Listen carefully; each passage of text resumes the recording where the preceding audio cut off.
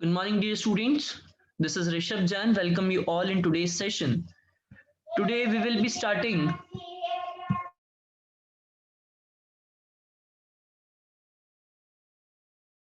Today we will be starting chapter number 5 of vocabulary and comprehension. Right? Vocabulary and comprehension का chapter number 5 हम लोग start करने वाले हैं. That is paragraph writing, and it is on page number 96. Right? On book it is on page number 96. Book में page number 96 में बेटा ये लिखा हुआ है आपके पास में ना, ये चैप्टर दिया हुआ है आपको. Right? So let's begin with that chapter. Begin with this chapter.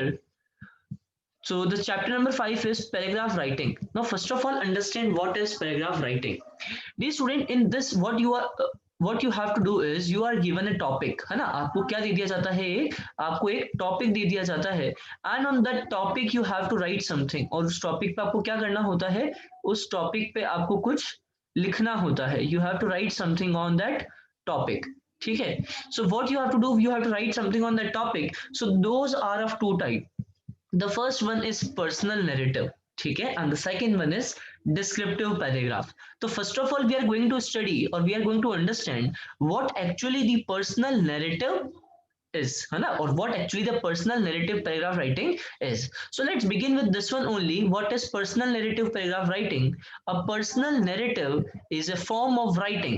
A personal narrative is a form of writing in which the writer relates to an event, incident or experience of his or her life. देखिए personal narrative में क्या होता है कि आप अपने किसी ना किसी इंसिडेंट के बारे में कुछ बता रहे होते हैं. ठीक है, पास्ट में आपके साथ कुछ एक्टिविटी हुई या पास्ट में आपने कोई कुछ कहीं विजिट किया, आप कहीं ट्रेवल करे. ठीक है, तो in that case when you describe those activities, ठीक है, when you are describing those activities come under the personal narrative paragraph writing. ठीक है, when you start explaining those activities, जब आप उन एक्टिविटीज को एक्सप्लेन करते हैं तो वो पर्सनल नैरेटिव में आती हैं. आप उसमें क्या शेयर करते हैं, अपने इंसिडेंट और एक्सपीरियंस को आप अपने बारे में वहां पे डिस्क्रिप्शन देते हैं इंसिडेंट और एक्सपीरियंसेस का. Right. A personal narrative allows a writer to share his experience with others. देखिए पर्सनल नैरेटिव में होता क्या है, ये आपको अलाउ करता है, ये आपको परमिट करता है कि आप अपने व्यूज को शेयर कीजिए. ठीक है, आप अपने एक्सपीरियंस को शेयर कीजिए किसके साथ, अदर्स, यानी कि दूसरों के साथ आप अपने व्यूज को, आप अपने एक्सपीरियंस को क्या कीजिएगा, शेयर कीजिएगा. आई होप कि पर्सनल नैरेटिव होता क्या है, this is clear to you all. So now let's begin with this first personal narrative paragraph writing, that is my visit to a village. My visit to a village, that is also given in your book as well, but let's understand what actually is explained here. ठीक है, यहाँ पे क्या explain किया गया है, that we have to understand. So let's discuss that part only. Yeah, let's begin it. I have always lived in the city with my parents. Now a boy is describing his journey to a village, his visit to a village. So what he is saying that I have always lived in the city with my parents. यहाँ पे I कौन है, यहाँ पे I वो person है जो हमारे को इस visit के बारे में बता रहे हैं. ठीक है, तो वो क्या कहते हैं कि ये बचपन से ही यानी कि स्टार्टिंग से ही अपने पेरेंट्स के साथ कहाँ रहे हैं, सिटी में रहे हैं. ठीक है. Last year we plan to visit the village. और लास्ट ईयर हमने क्या किया, हमने प्लान किया क्या करने का, विलेज को विजिट करने का, यानी कि विलेज जाने का हमने प्लान बनाया. Where my grand parents lived, जहां मेरे ग्रैंड पेरेंट्स रहा करते थे. तो जहां इस बॉय के, इस पर्सन के वहां पे क्या रहते हैं, विलेज में ग्रैंड पेरेंट्स रहते हैं, और ये अपने ग्रैंड पेरेंट्स से मिलने गया है. As we entered the village, और जैसे ही ये विलेज में एंटर करते हैं, एवरीथिंग चेंज फॉर मी, यानी कि इस बॉय ने क्या कहा कि जैसे ही हम विलेज में एंटर करें हमारे लिए क्या हुआ, सब कुछ चेंज हो गया. देयर वर नो रोड्स, वहां पे कोई भी रोड्स नहीं थी, यानी कि वहां पे रोड्स वगैरह, देखो जनरली विलेजेस में रोड्स वगैरह नहीं होती है अभी तक तो, but now we are developing, now India is developing, so in some villages we are having roads, but still there are so many villages जहां पे अभी भी रोड्स नहीं होती है. So there were no roads but green trees were all around. भले roads वहां पे नहीं थे बट वहां पे क्या थे, वहां पे ग्रीन ट्रीज थे. ठीक है, अब आप बोलोगे सर वो तो सिटी में भी होते हैं, बेटा सिटी में होते हैं बट बहुत कम होते हैं. विलेजेस में आपको बहुत सारे ग्रीन ट्रीज देखने को मिलते हैं. तो वो बॉय क्या कहता है कि वो पर्सन क्या कहता है, green trees were all around, यानी कि चारों तरफ क्या थे, ग्रीन ट्रीज थे. ब्यूटीफुल बर्ड्स, और काफी सारे ब्यूटीफुल बर्ड्स थे और एनिमल्स भी थे, यानी कि बहुत सारे ब्यूटीफुल बर्ड्स और एनिमल्स वहां पे हमें देखने को मिले। Their voices and small lake, their voices and small lake near the house, और वहां पे उनकी क्या थी, वहां पे जो उनकी आवाज थी, उनकी जो वॉइस थी, क्योंकि आपने देखा होगा बर्ड्स जब चिर्पिंग करते हैं तो वो बहुत ही अच्छा लगता है।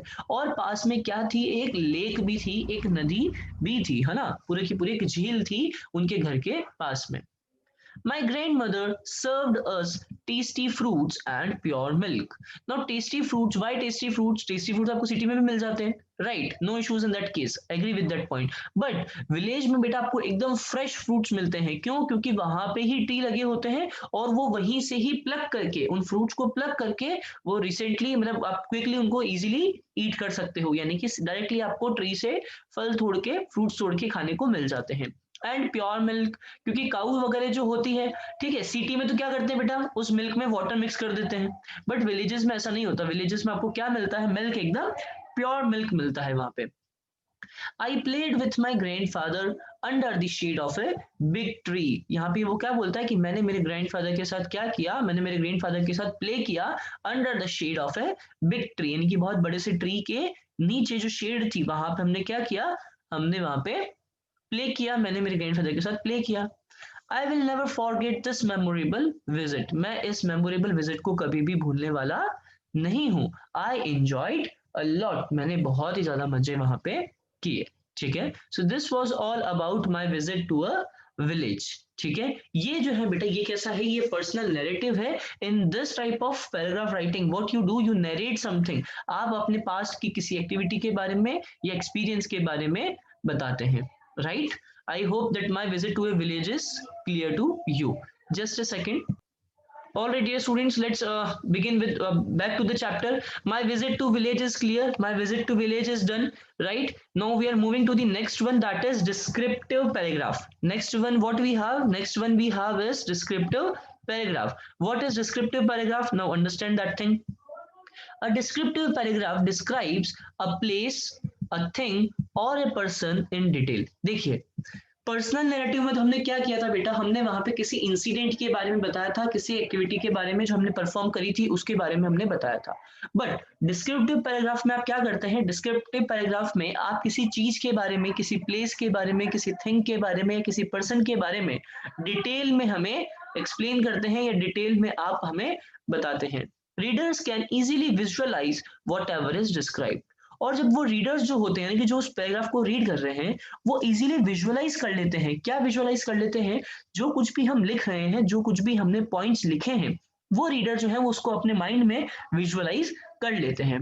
They can also feel the experience of the writer, और वो साथ ही साथ क्या भी कर लेते हैं, हमारे एक्सपीरियंस को फील भी कर लेते हैं कि राइटर जो है, यानी कि जिसने ये पैराग्राफ लिखा है, वो क्या चीज बताने की कोशिश कर रहा है या क्या उसने वहां पे बताया है। ठीक है, चलिए। My school library, so this is a paragraph, right? My school library, ठीक है, तो पहले हम लोग ये कर लेते हैं, then we will discuss the further part, right? चलिए, the school in which I study, the school in which I study is not only big but also beautiful, यानी कि जिस स्कूल में मैं पढ़ता हूँ वो सिर्फ बड़ी नहीं है, ठीक है, ऐसा नहीं कि सिर्फ साइज में बहुत बड़ी है, नहीं, वो सिर्फ बड़ी ही नहीं है बट ब्यूटीफुल भी है। यानी कि वो क्या कहने की कोशिश कर रहा है, हम क्या बताने की कोशिश कर रहे हैं कि हमारे स्कूल सिर्फ ऐसा नहीं कि साइज में ही बड़ी है, no, it is beautiful as well, साथ ही बड़े होने के साथ साथ वो क्या भी है, ब्यूटीफुल भी है। देयर आर ब्यूटीफुल लॉन्स, ठीक है, और हमारे स्कूल में क्या है, ब्यूटीफुल लॉन्स है। लॉन्स आई होप सबको पता है, small ground, small play ground you can say, जहाँ पे ग्रास लगाई जाती है, ठीक है, जैसे आपके गार्डन्स वगैरह होते हैं उनको आप लॉन भी बोल सकते हो। अ ग्राउंड टू प्ले, ठीक है, देयर आर ब्यूटीफुल लॉन्स, ठीक है, बहुत अच्छे लॉन्स भी है, ब्यूटीफुल लॉन्स भी है। अ ग्राउंड टू प्ले, खेलने के लिए ग्राउंड भी है। An assembly hall, we have an assembly hall as well. Stage etcetera etcetera, ठीक है, मतलब ये सारी काफी सारी चीजें हमारे स्कूल में है, क्या क्या, lawns, playground, assembly hall, stage etcetera, ये सब चीजें हमारे स्कूल में है। But I like my school library the most, but मुझे जो सबसे ज्यादा पसंद है वो क्या है, मेरी स्कूल की लाइब्रेरी, यानी कि जो हमारे स्कूल में लाइब्रेरी है, that I like the most, वो मुझे सबसे ज्यादा पसंद है। Students sit here silently and read a variety of books. यहाँ पे स्टूडेंट्स जो हैं वो क्या करते हैं, साइलेंटली बैठते हैं और साइलेंटली सब लोग क्या करते हैं, बुक्स को रीड करते हैं। यानी कि साइलेंटली सब बैठते हैं यहाँ पे और different different variety of books, यानी कि यहाँ पे बहुत सारी डिफरेंट टाइप्स ऑफ बुक्स यहाँ पे अवेलेबल हैं जिसको सब बच्चे पढ़ते हैं और बहुत ही साइलेंटली बैठ करके वो इन बुक्स को पढ़ते हैं। ठीक है, चलिए। There are big racks and book shelves.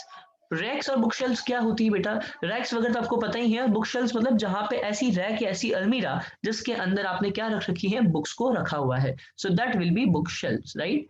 Many story books, beautiful chairs and tables are there to read and write comfortably। यानी कि वहां पे लाइब्रेरी में बहुत ही सारी क्या है, स्टोरी बुक्स हैं, साथ ही साथ ब्यूटीफुल चेयर्स भी हैं एंड टेबल्स भी हैं। चेयर एंड टेबल भी काफी सारी वहां पे है स्कूल में। For what purpose, to read and write comfortably, यानी कि आप बहुत कंफर्टेबली वहां पे बैठ करके स्टडी कर सकते हैं, बहुत कंफर्टेबली बैठ के वहां पे स्टडी और रीडिंग कर सकते हैं। तो उसलिए वहां पे आपको अच्छी अच्छी चेयर्स और टेबल्स वहां पे अवेलेबल है। As well as you are also given some story books, और आपको क्या भी गिवन है, कुछ स्टोरी बुक्स भी गिवन है वहां पे। ठीक है। The books attract me so much that I can live there forever। Now what it is saying that मुझे बुक्स इतनी अच्छी लगती हैं, वो बुक्स मुझे इतना अट्रैक्ट करती है that I can live there forever। मैं वहां पे हमेशा के लिए रह सकता हूं, मैं वहां पे हमेशा के लिए बैठ सकता हूं। ठीक है, मैं वहां पे फॉरएवर, फॉरएवर मतलब हमेशा के लिए मैं वहां पे बैठ सकता हूं, वो मुझे इतना अच्छा लगता है, वो मुझे इतना इंटरेस्टिंग लगती है वो प्लेस। ठीक है। So this was all about my school library, right? Now one more important, just a second, dear student. Yeah, now my visit to a village is done, my school library is done, right? Now we are having one question for each, है ना। Personal narrative का भी एक question है बेटा हमारे पास में, और डिस्क्रिप्टिव पैराग्राफ का भी एक क्वेश्चन है। So what you have to do is you have to write these answer in rough notebook. ठीक है, आपके पास एक रफ नोटबुक होगी, एक सेपरेट नोटबुक में आप इनको खुद से लिखने की ट्राई करेंगे।